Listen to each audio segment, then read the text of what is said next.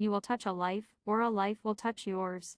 This comment from a retired nurse who served for years at the University Hospital of the West Indies holds true for a young woman who dreamed of becoming a nurse but resigned herself to only dreaming because of lack of financial support. One of 6 children, with her father a small-scale farmer living in St. Thomas and a mother who sold bagged juice and sweets at the gates of Calabar Primary and Junior High School, Adine Rose Lang decided that if she could not afford to go to nursing school as was her father's dream for her, she could at least work in an environment where there were nurses.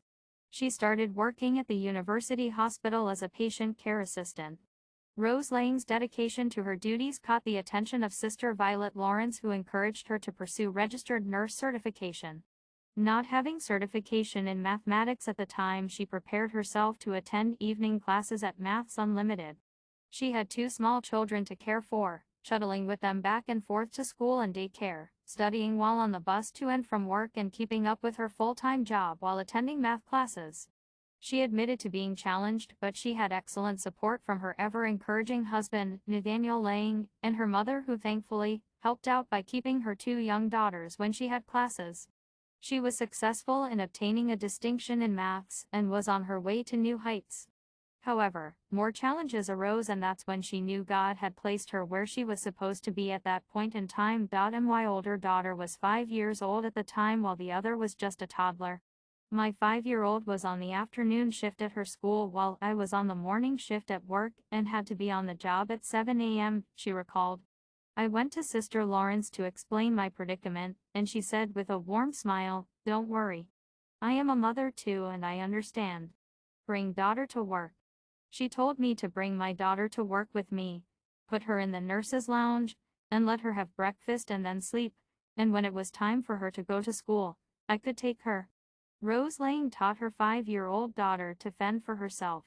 She gave her a cell phone, instructed her on how to take the bus to the hospital where she worked, and told her to call when the bus got to Papine, at the bus stop in front of the hospital. One day, I looked up from work to see my daughter skipping through the door. I was shocked, but she told me, "Don't worry, Mommy." I asked somebody to help me cross the road. Realizing that she wanted a better future for her family, she had set her sights on joining the staff of the Tony Quates wing as a patient care assistant.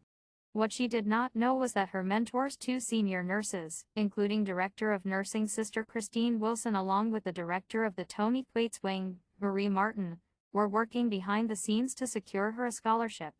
Martin directed her to the Director of Training and encouraged her to apply to study at a nursing school of her choice, which she did with much misgiving, knowing that she had no money. To the Director of Training and encouraged her to apply to study at a nursing school of her choice, which she did with much misgiving, knowing that she had no money to pay the fees.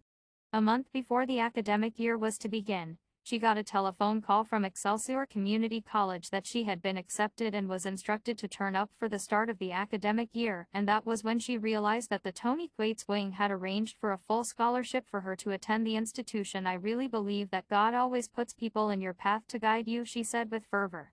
The next 4 years tested her mettle to the utmost. With very limited disposable funds, she often had to forego lunch. Her husband, a former security guard, had taken a position on a cruise ship and would send money back home, but it was never enough. Fought back.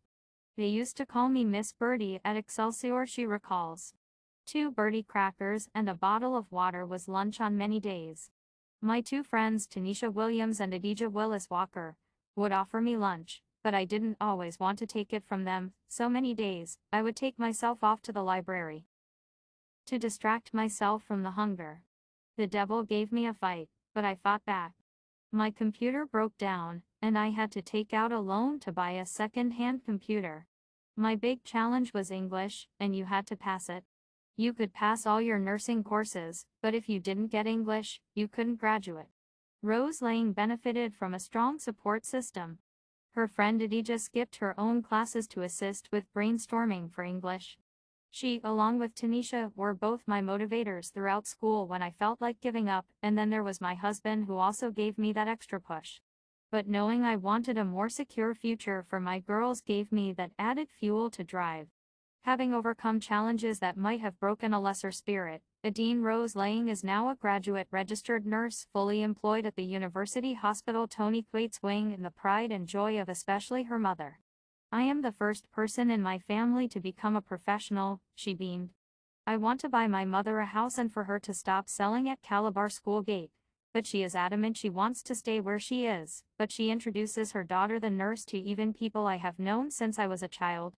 Adine Rose Lang's dream has become a reality through the helping hands and hearts of two senior nurses and the manager at the Tony Quates wing of the University Hospital.